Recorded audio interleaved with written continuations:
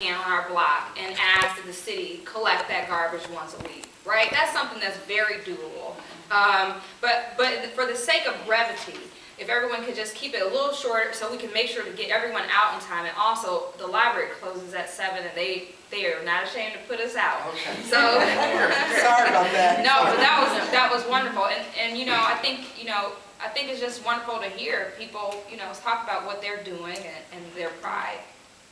And that's something we want to encourage people to be proud of where you're from, because I think it is a beautiful community. People here are beautiful. They are. So, go ahead, ma'am. In the green. Oh, I'm still here. My name is Florence Hairston, and I've been out here now for almost 40-some years. All right. And all 4 of my kids graduated from Shaw. 2 of my grandchildren also started out here in East Cleveland. I've worked out here in East Cleveland, right across from McDonald's, when they had the restaurant there. Then I started, and I came up this way. My sister lived out here for a while until she had to move. But my problem out here in East Cleveland now, we've seen, or I have seen, the change. Because I'm a walker, so everybody knows me, I walk. And what I would like to find out too from you all is what we can do with our streets when we've got people that move on our streets. And I know that, they don't want to help keep up the place where they're living. And that really hurts us, because a lot of us, my daughter has a home out here, so I'm living with her. And, we're used to having people on our street that everybody knows. And when your children are out there, you don't have to worry about your kids. Because somebody is going to tell them, hey, get up there on that porch. And you're going to stay there until either mom or dad or somebody comes home. And then they're going to tell them, they're not going to put the hand on you, but they're going to make you sit your hand down. But now the ones that we have on our streets, you can't say anything, not only to the people that have these children, but you can't say anything to these children. Because these children will cuss you out, good and proper. And so I'm thinking of what can we do to get them even to come out to some of our meetings so they'll know if you're paying rent out here to somebody, then you need to be here at these meetings to find out what you need to do to help keep the place up. Got it. Thank you. Thank you. Miss Harrison. Hairston, H-A-I-R-S-T-O-N. But I'm gonna claim it. I'm still the claim. Hi, my name is Sherry Green. I'm a homeowner on Mayfair Avenue. I was one of the first single black women, I guess you could say, on Mayfair to be able to purchase a home. It was because of East Cleveland Community Development. So I was very proud of that, to be a single black woman with my own home. I got married in the early 90s, and really by then I was very, very happy to move out of East Cleveland because I was seeing the decline and it was very discouraging. But of course, my life changed again, so now I'm back in the property, living in the property that I own, which is on Mayfair, right next door to my mother. And so I've gone up and down the streets. I'm in East Cleveland riding around all the time, and I've counted the abandoned houses on each street that I'm on, and there's at least 10 to 15 abandoned houses on each street, and the potholes. So again, because I moved back, I was very glad to be away. I'll say that again. And I didn't have to deal with the issues, but now that I'm back, I'm kind of like put in a situation like shark, I'm here, God has me here, so it must be something He wants me to do here. And that's why I'm here. Wonderful. Thank you. Amen. Ma'am, the next row, do you want to introduce yourself? No? Sorry. Do you want to introduce yourself? My name is Christian Wilson Knight. I moved in East Cleveland in 1963. Okay. Okay? Wow, what was it like then? I have a then? house on Shaw Avenue, 1720. right next door to the post office. Okay. My only complaint is, I'm not gonna go through all the rituals and all what I did and what my kids did. I wanna get to the point. The point is, I'm having a problem with, my garage and the next door neighbor's garage. It is leaning against my garage. And if it tears down, I got to fix it. I also paid to get the house next door to me cut, grass cut.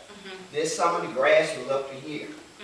I paid the man $100 to cut the grass. Another guy came a couple of days ago and he said, I will cut the hedges for you. I will help you. Some people will do it and some won't. We have neighbors on the side street there that could volunteer to help do something on the street. But I Okay. don't see anyone volunteering, but I have to pay for what I do. Right. So Ms. Knight, And, one of the things that, and then we should make this clear to everyone, one of the things that we wanted to do is to set up a hotline, because what we heard when we talked to people is that they can never reach anyone at City Hall, and when they have issues or concerns, no one addresses them, no one responds to them, and so one of the things that we wanted to do is make sure to have a 24/7 hotline, and if you have an issue or concern, if you leave a message, we will at least keep track of the messages, and we can relay that message to our officials, and or if it's something that we can do ourselves, then we can work together to do it. So it's not necessarily a complaint line, but maybe what it is what we'll notice is the building and housing department hasn't done anything on your street, and therefore that property next door, that's a housing violation. You could file a nuisance order. We can at least develop a strategy to get your problems resolved. And so if you see that number, it's 216-505-0541, call, let us know, leave a voicemail, or you can text us, and at least then we can have some type of record or what are the concerns that people have, and maybe we can develop a solution collaboratively to get some of these things taken care of. So maybe it's a matter of me looking up who owns that property next door, and then we can work together so that you can file a nuisance complaint. So that's just, so it's not a complaint line, but a way that we can work together to come to solutions to resolve some of the problems. So another thing that Ms. Knight mentioned was the uncut grass. So one of the things that we know is we have a lot of youth who are idle, right?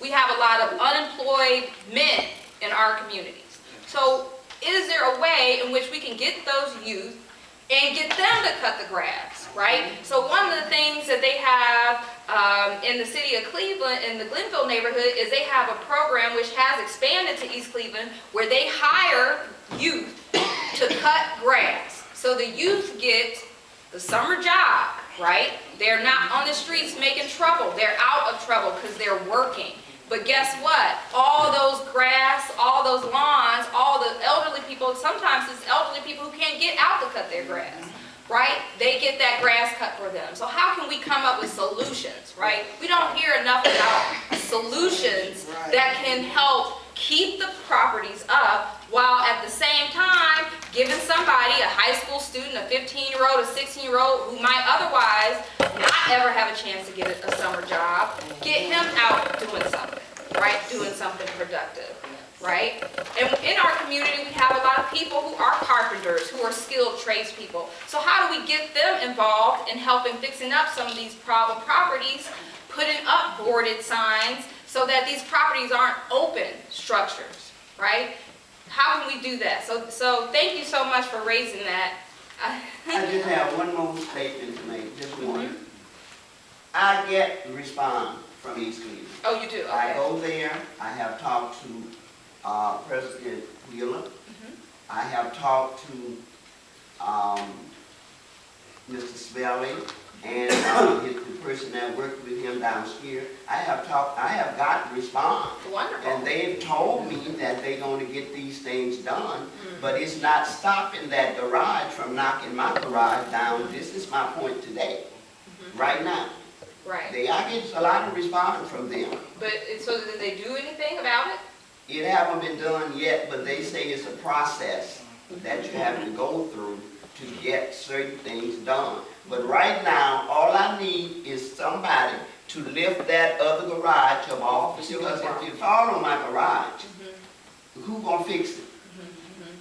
Right, Did you you'll tell be me? responsible. You have to fix it, There right? you go, So- there you go, I'm Right. responsible. I have to fix it, okay? That's all I'm asking, to get a group to go over and lift that garage or tear it down, whatever you can do about it. Get it off my garage. Gotcha, I hear you. So, Okay, thank you. also, I think it's imperative too that we think about, you know, how we can, you know, maybe some group can help you do that, but then maybe you can help do something else. So how we all can contribute as well as receive some of these benefits, That's right? right. Because I know this Exactly. night, I'm sure you could do some things to help somebody. I have done. All right, Mhm. okay, I'm working right there on that street, gotcha. okay? Can I ask a question? Sure. Is the collaborative a 501c3, or are you able to write grants and receive grant monies? At this time, we are not. And in some sense, we want to remain a grassroots organization before we start having to receive grants and this, that, and the like. But one of the functions that we have been pursuing is at least making clear to the community what grant opportunities there are available. So Neighborhood Connections is an organization that's funded in part through the Cleveland Foundation, and they have grants available that a street club could apply for. So, you know, there are also grants if you want to have more trees on your block. So we want to at least tell you about the grants, maybe help you apply for them, even though we might not be a 501c3. And just to add to that as well, you know, as I mentioned, we are looking to, you know, establish new leadership or just get new leaders to step up. You know, currently as Cassie and I, we have quite a few other people who at least contribute their efforts, but I will say there's, you know, predominantly her and I that are committed to this in general. And I think the problem, once again, goes back to the culture that not a lot of people still believe that East Cleveland is capable. There's not a lot of youth or young professionals that are really showing their skills, showing what they can do, contributing to the city. And that's because, unfortunately, they don't see a lot of people that still care. We do, because we are taking the initiative to step out here and find you guys and listen to you all. So, you know, we know you all have, you know, grandkids and kids, and we need you all to encourage them to start contributing back to the city, even if they don't live here, for the sake of you still living here. And I'm sure they have friends, and, you know, it's time for them to utilize the skills that they went to college for and step up. And so we not only need you all to continue to voice your opinions and let us know what needs to be done around here, but also encourage some of your own family members, your own youth, nieces, nephews, whoever, little girl down the street, whoever it is, to participate. So we should try to be quick. And Mr. Omaze, we'll get to you. We're just going around and introducing ourselves. So did you want to introduce yourself, sir? Did you want to introduce yourself? I live at 1720 Shaw Avenue. Okay. Sir? My name is Chris Wilson, and I used to live at 1720 Shaw Avenue. I actually grew up in that house. And this is my mother, this is my nephew. And I live in Los Angeles now, but I'm planning on moving back. I do remember East Cleveland in the 70s. It was a lot more progressive than it is now. My mom actually had a what you would call a street club in the, I guess, late 90s or mid to late 90s, early 2000s. And even then, she spearheaded that whole project, and she was still, even at that time period, she was getting problems with people cooperating with the program, with the vision. So even then, so I come back home. I still consider this home. Maybe twice a year, and I see the decline in the, I guess, in the value or the upkeep, and it really bothers me. And one thing that I saw this week or today, since I think I got here yesterday, I can't remember, but the post office next door. Now, when I grew up, they would cut all the grass.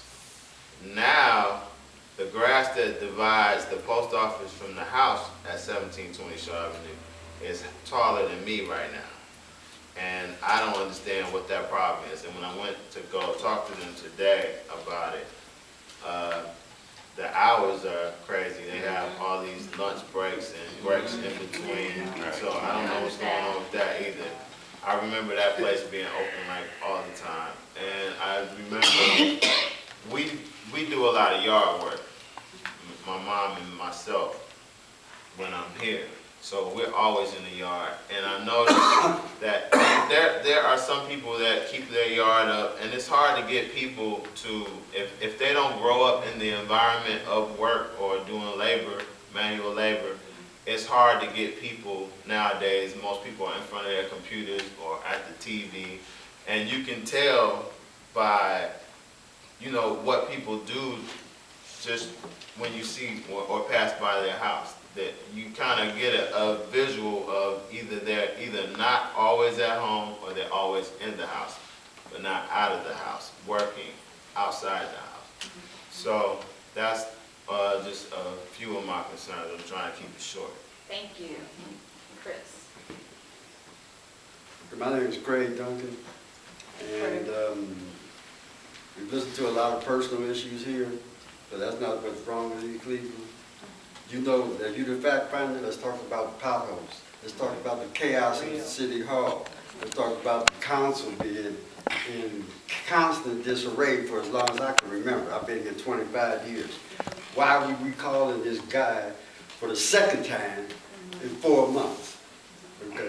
I'm worried about grass just like anybody else. I'm worried about abandoned buildings just like anybody else. But where is the motivation going to come from when the leaders that be are, you know, not there for all intents and purposes? Who we going to follow?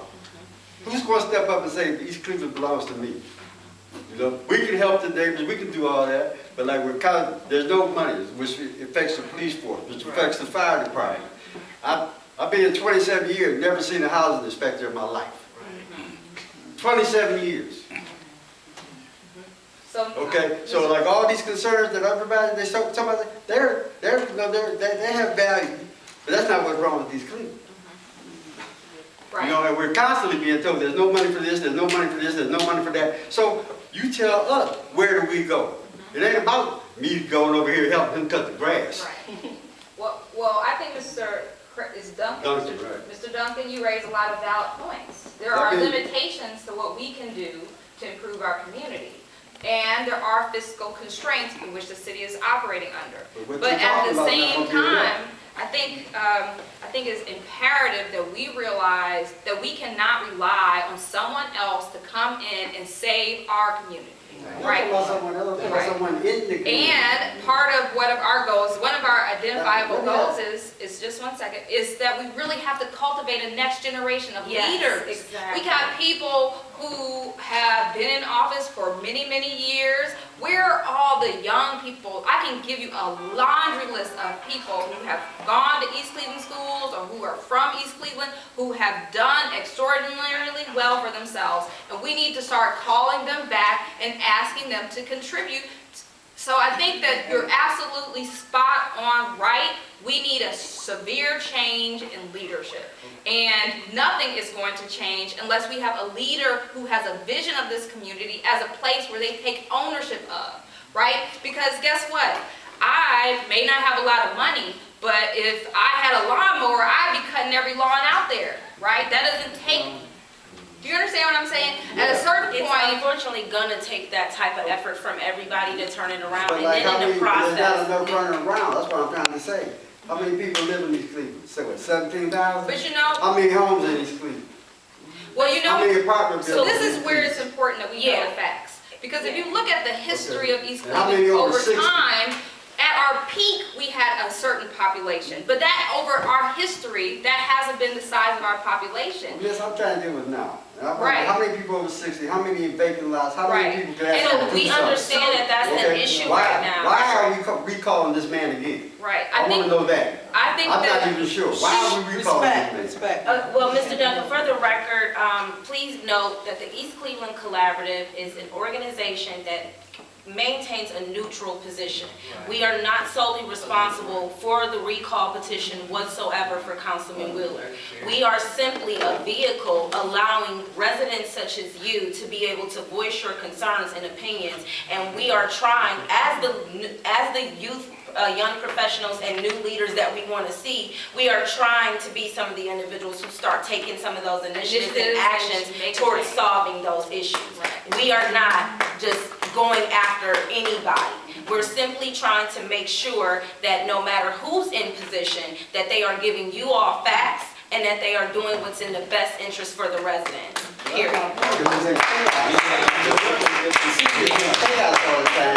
How can we move forward? And we absolutely agree with Where's the you. motivation come from for us? Right, we can't have, if we have a failed political state, how can we move forward? Right. That's a problem. So what is the solution to a failed political state? An alternate state or new people? We need some new people. That's like kids say that all the time. You need some people. So new once people. again, if you have grandchildren, nieces, nephews, any young youth in your family who have a professional background or who in general volunteers, please encourage them to call that hotline number as well. You know, if even just for the sake of you and your well-being being in this city, please encourage them to at least find out what's going on. And I just want to say I respect your frustration.